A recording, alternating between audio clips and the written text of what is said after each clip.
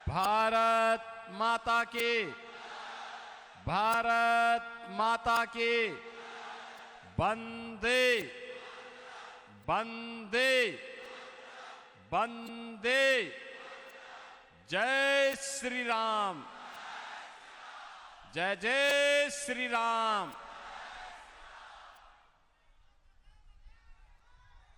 Bharatiya Janata party के जिला के अध्यक्ष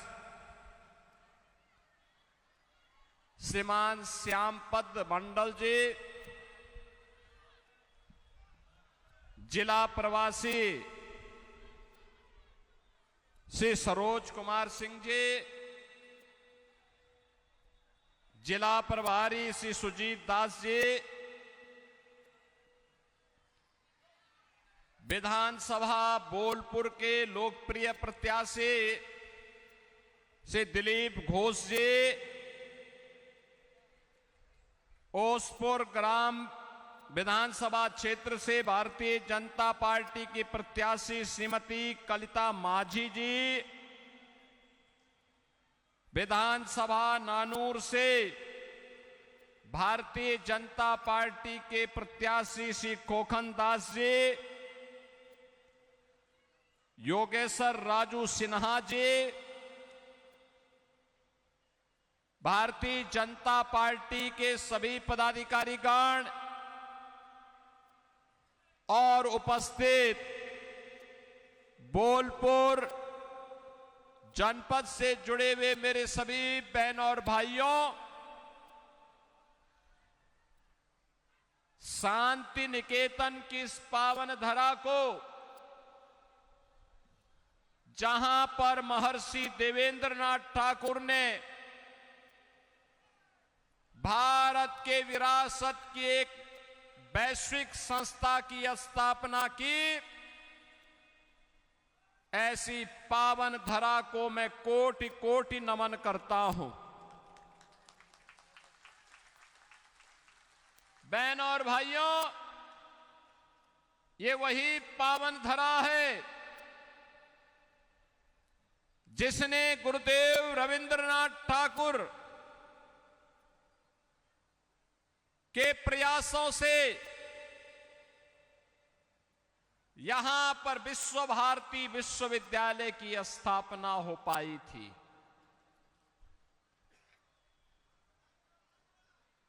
याद करिए इन महापुरुषों का योगदान। एक ओर भारत की आध्यात्मिक और सांस्कृतिक राजधानी के रूप में विख्यात रहा हमारा बंगाल। कौन सा ऐसा कालखंड था जब बंगाल ने भारत को प्रेरणा न दी हो। भारत की प्रेरणा भूमि के रूप में विख्यात बंगाल, भारत की आजादी के दौरान, आजादी के आंदोलन के दौरान 1857 के प्रथम स्वातंत्र समर की लौ इसी बंगाल के बैरकपुर में जली थी। भारत की आजादी के लिए खुदीराम बोस जैसा युवा हंसते हंसते फांसी के फंदे को चूमा था। ये वही पावन धरा है जिस पावन धरा ने नेताजी सुभाष चंद्र बोस दिया। ये वही पावन धरा है जिस पावन धरा में अपना पूरा बचपन व्यतीत करने के उपरांत उन्होंने अपनी कर्मभूमि के रूप में भी जिस पावन धरा को चुना, उन्होंने भारत को एक मंत्र दिया, देश की आजादी के लिए तुम मुझे आजादी दो, तुम मुझे खून दो, मैं तुम्हें आजादी दूंगा। ये नेताजी सुभाष चंद्र बोस का ये उद्घोष आज भी हमारी कानों में गूंजता है। बहनों और भाइयों, ये वही पावन धरा है जिसने भारत को गुरुदेव रविंद्रनाथ ठाकुर के माध्यम से राष्ट्रगान दिया था। हर भारतवासी जन गण मन राष्ट्रगान गाकर के गौरवान्वित होता है। ये वही पावन धरा है जिसने भारत की आजादी का अमर मंत्र बन चुका वंदे मातरम का उद्घोष किया था और भारत को, स्वतंत्र भारत को राष्ट्रगीत भी दिया। ये बिपिन चंद्र पाल की धरती है, ये डॉक्टर श्यामा प्रसाद मुखर्जी की धरती है, ये रामकृष्ण परमहंस की धरती है, स्वामी प्रणवानंद जी की धरती है और पूरी दुनिया के अंदर पूरी मजबूती के साथ उद्घोष करने वाले स्वामी विवेकानंद की धरती है, जिन्होंने कहा था गर्व से कहो कि हम हिंदू हैं। बहन और भाइयों, ये वही पावन धरा है। मां से लाहड़ी ने अपनी आध्यात्मिक ऊंचाइयों से जिस पावन धरा को एक नई ऊंचाई दी हो। मैं देख रहा था, अभी मैं कुछ देर पूर्व आसनसोल की धरा पर था, माता तारा की पावन साधना स्थली। भारत भर के साधक आते हैं, वीर भूमि में आकर के वहां की धरती से शक्ति अर्जित करते हैं।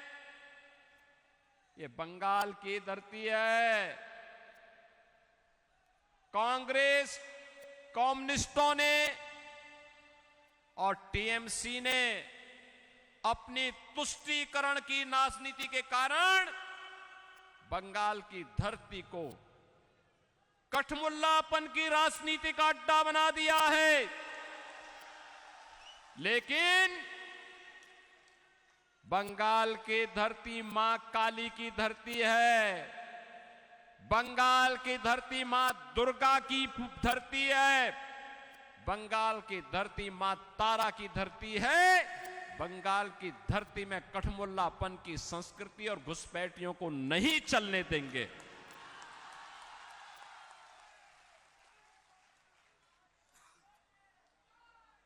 बंगाल को फिर से उसका गौरव दिलाने का काम, बंगाल को उसकी पहचान दिलाने का काम केवल और केवल डबल इंजन की सरकार कर सकती है, और अब बीजेपी की डबल इंजन की सरकार। बहनों और भाइयों, याद करिए,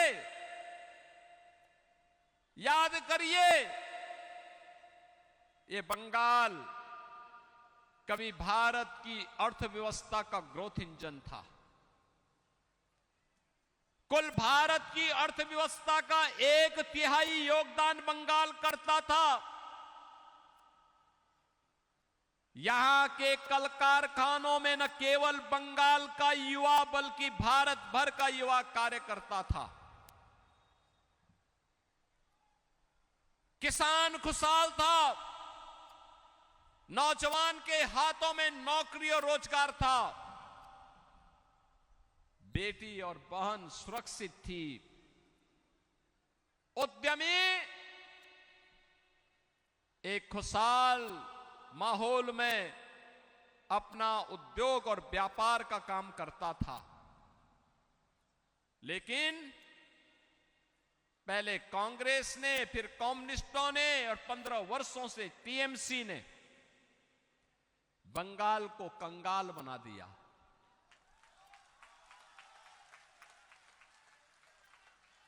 बंगाल की इकोनॉमिक लीडरशिप को, जो बंगाल लीडर था, उस बंगाल को भारत की इकोनॉमी में लूजर बना दिया। जो बंगाल भारत को नेतृत्व देता था, खुशहाली का प्रतीक था, सस्य श्यामला मातरम वंदे मातरम की पावन धरा थी, वह बंगाल अराजकता का, गुंडागिर्दी का, माफियागिरी का, असुरक्षा का, अव्यवस्था का, भ्रष्टाचार का गढ़ बन गया। न बेटी सुरक्षित है, न व्यापारी सुरक्षित है। मोदी जी विकास का जो पैसा भेजते हैं, वह पैसा टीएमसी के गुंडे हजम कर जाते हैं। गरीब को कुछ नहीं मिलता है, कुछ नहीं मिलता है। किस हद तक की गुंडागर्दी थी?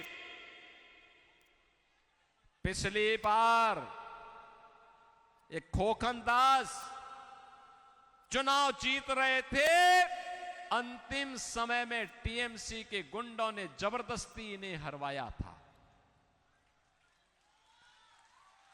याद करिए, पिछली बार श्रीमती कलिता माझी चुनाव में जोरदार फाइट दी थी, लेकिन अंतिम समय में टीएमसी के गुंडों ने जबरदस्ती बूथों पर कब्जा कर दिया।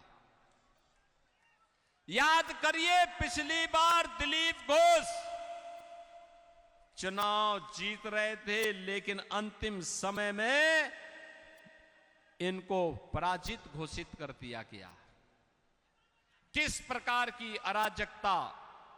और आज तो आप देखते होंगे, ममता दीदी को जय श्री राम से नफरत है। वे दुर्गा पूजा नहीं होने देती। हिंदू पर्व और त्योहारों में कर्फ्यू जैसा माहौल बना देती है। मुर्शिदाबाद में क्या कुछ नहीं हुआ, सरकार मौन थी, उन गुंडों के साथ खड़ी थी, उपद्रवियों के साथ खड़ी थी। यहां पे दुर्गा पूजा और विसर्जन के आयोजन पर प्रतिबंध लग जाता है। याद करिए, कोलकाता हाई कोर्ट ने कहा था टीएमसी की सरकार को कि दुर्गा पूजा में भी सुरक्षा नहीं दे पा रहे हो, क्या तुम्हारे पास बुलडोजर नहीं है? यूपी से बुलडोजर मंगा लो। इन गुंडों का उपचार का वही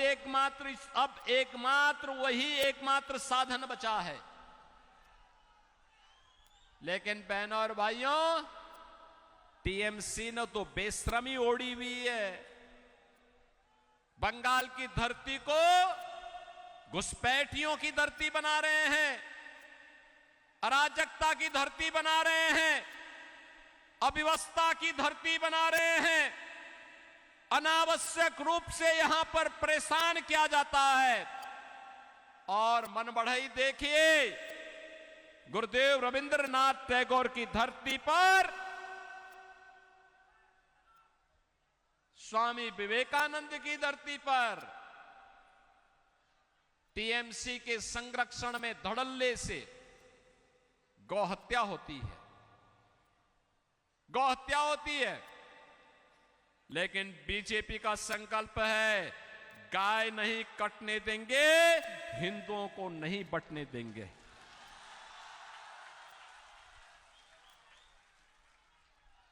नहीं बंटने देंगे। हमारा संकल्प है, जो अराजकता यहां पर टीएमसी, कांग्रेस और कम्युनिस्टों ने फैलाई दे, इसी प्रकार की अराजकता 2017 के पहले उत्तर प्रदेश में भी थी। बहनों और भाइयों, वहां पर्व और त्योहार के पहले उपद्रव हो जाता था, गुंडागर्दी चरम पर थी, बेटी और व्यापारी दोनों सुरक्षित थे, विकास का पैसा वहां की तत्कालीन सत्ताधारी दल के लोग हजम कर जाते थे, गरीबों की जमीनों पर कब्जा होता था, लैंड माफिया, सैंड माफिया, कोल माफिया, कैटल माफिया, ये पूरे सिस्टम को कैप्चर किया हुआ था। और चारों ओर जनता करा रही थी। बहनों और भाइयों, राम जन्मभूमि आंदोलन के दौरान तत्कालीन सत्ताधारी दल के द्वारा किस प्रकार का अत्याचार किया गया था, राम भक्तों पर गोली चलाई गई थी, राम भक्तों पर लाठी और डंडे का प्रहार होता था, अराजकता चरम पर थी। लेकिन 2017 में सरकार बनी। आज का उत्तर प्रदेश नए भारत का नया उत्तर प्रदेश है। याद करिए, लगभग 7,000 से अधिक कारखाने बंगाल में हट गए, भाग गए, और उत्तर प्रदेश में पिछले 9 वर्ष में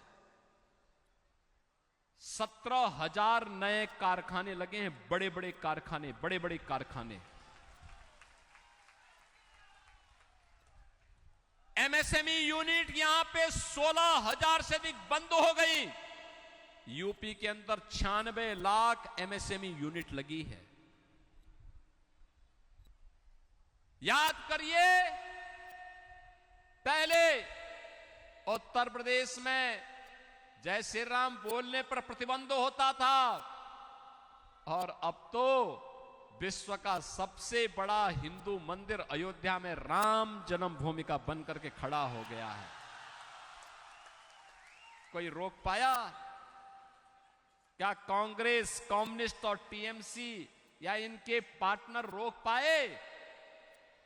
ये डबल इंजन की स्पीड का ये लोग मुकाबला नहीं कर पाएंगे। इन लोगों के बस का नहीं है। आज यूपी में उपद्रव नहीं है, उत्सव है। नो कर्फ्यू, नो दंगा, यूपी में है सब चंगा। वहां सड़कों पे नमाज नहीं पढ़ी जाती है, वहां मस्जिदों से कोई माइक की आवाज नहीं आती है, वहां कोई गौकसी नहीं कर सकता है, वहां कोई लब जिहाद की घटना और लैंड जिहाद की घटना नहीं आ सकती। आती है तो इतनी सख्त कार्रवाई होती है कि 7 पीढ़ियां याद करती हैं। किसी गरीब की, किसी व्यापारी की, किसी सार्वजनिक संपत्ति पर कोई लैंड माफिया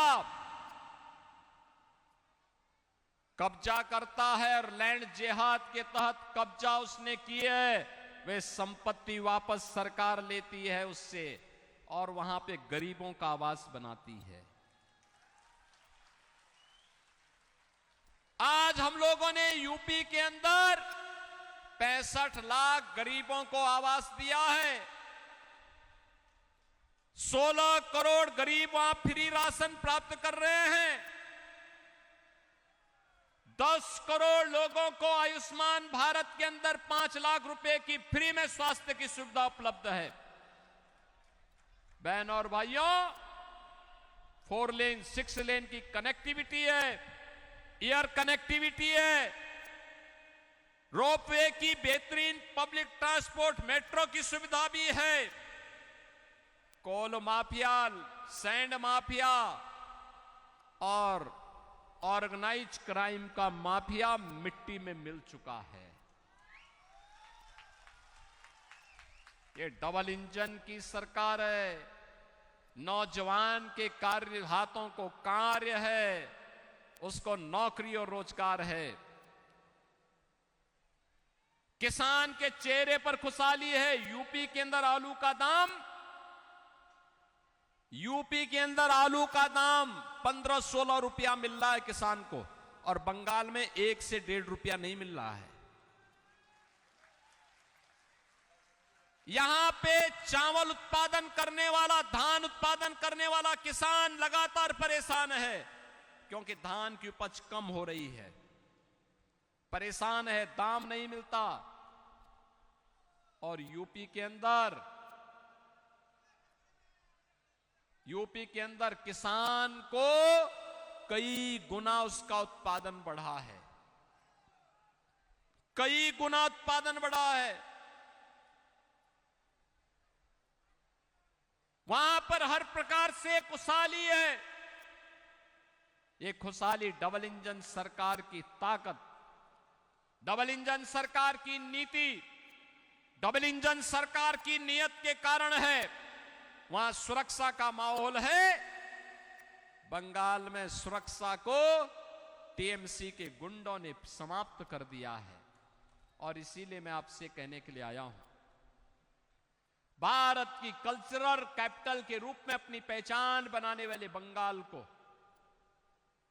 फिर से कल्चरल कैपिटल बनाने के लिए डबल इंजन सरकार की आवश्यकता है।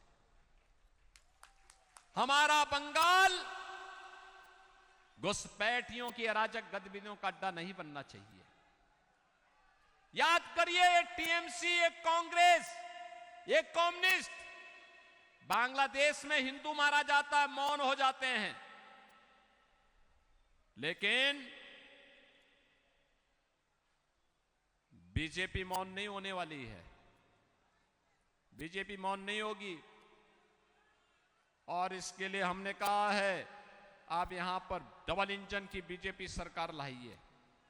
एक घुसपैठ को तो रोकेगी ही, जो पहले से आकर के यहां कब्जा किए हुए हैं, इनको कान पकड़ करके बाहर का रास्ता दिखाने का काम केवल बीजेपी की डबल इंजन सरकार करेगी।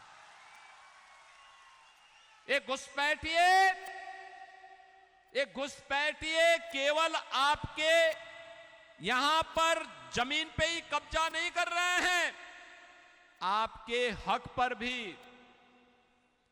यहां के दलितों, यहां के वंचितों, यहां के जनजातीय समुदायों और यहां के अन्य समुदायों के हकों पर भी डकैती डालने का काम कर रहे हैं। और इनको पालने और पोसने का काम कोई कर रहा है तो आज टीएमसी के गुंडे कर रहे हैं। और इसीलिए मैं तो अभिनंदन करूंगा आप सबका कि टीएमसी की इस अराजकता का जवाब देने के लिए हजारों की संख्या में आप लोग बीजेपी के समर्थन में उतर करके कार्य कर रहे हैं। मैं जानता हूं आप पे अत्याचार हुए थे। 2022 में किस प्रकार की निर्ममता ढाई गई थी, कैसे यहां पर लगातार प्रताड़ित किया गया था और कैसे बंगाल की धरती पर अनावश्यक टॉर्चर की कार्रवाई यहां पर करने का प्रयास किया था। लेकिन इस सब से हट करके आज आप बेखूब देश के लिए, बंगाल की अस्मिता के लिए आज बीजेपी को समर्थन देने के लिए आए हैं। और इसीलिए मैं आपका अभिनंदन करता हूं, आपका स्वागत करता हूं। आपका ये उत्साह हम लोगों को कार्य करने के लिए एक नई प्रेरणा देता है, आगे बढ़ने की प्रेरणा देता है। और बहनों और भाइयों, मैं आपको इस बात के लिए आश्वस्त करने के लिए आया हूं, डबल इंजन की बीजेपी की सरकार आएगी तो मोदी जी जो पैसा भेजेंगे वह पैसा बंगाल के विकास में खर्च होगा, बंगाल के गरीब के लिए, गरीब यहां के जनजातीय समुदाय के लिए, यहां के दलितों के लिए खर्च होगा, घुसपैठियों पे खर्च नहीं होगा। यहां कोई उपद्रव नहीं कर पाएगा। बंगाल फिर से उत्सव की भूमि बनेगी। भारत की कल्चरल कैपिटल के रूप में अपनी पहचान बनाएगी। क्राइम कैपिटल नहीं, कल्चरल कैपिटल कहिए। और बंगाल उस कल्चरल कैपिटल की राजधानी फिर से बनेगी, कि पहचान के साथ अपने आप को आगे बढ़ाएगा। और इसी दिशा से आज मैं आपके बीच आया हूं आपसे कहने के लिए कि बहनों और भाइयों, हम सबको बंगाल विधानसभा चुनाव में बीजेपी के प्रत्याशियों को चुनाव जिता करके भेजना है। आपका आशीर्वाद बीजेपी को प्राप्त होगा, सबका आशीर्वाद प्राप्त होगा। दोनों हाथ उठा करके मुझे बताओ, होगा ना?